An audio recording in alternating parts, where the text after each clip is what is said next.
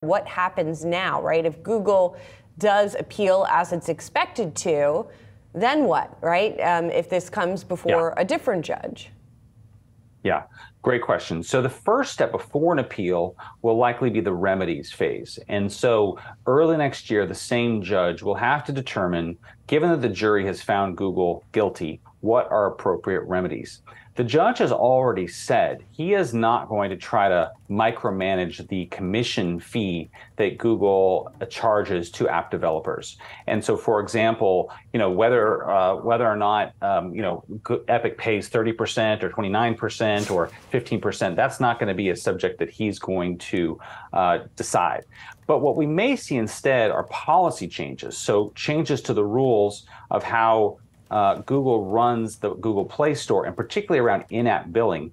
One of the things that Google has been rolling out as a pilot program over the last year is alternative in-app billing besides Google Play. So a developer could allow other forms of billing besides Google Play's billing.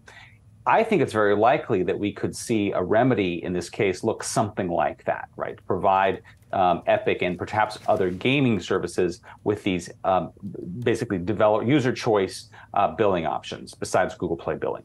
And Adam, I'm also interested to get your take. What was the difference between this case and the Apple Epic case, in which there Epic mostly lost? Yeah, well, I think the biggest difference is that this was a jury trial and the last one was a judge trial. So at the end of that trial, we had a 50-page opinion from a judge. At the end of this trial, we have a 8-page questionnaire that the jury filled out. And so, we don't know much about the jury's reasoning. They didn't have to grapple with a lot of those questions.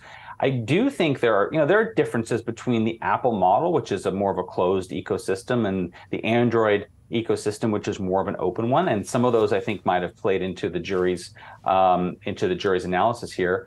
But it's important to say that if Google appeals this decision, it appeals it to the Ninth Circuit, which is the same judge that affirmed Apple's win against Epic in its case.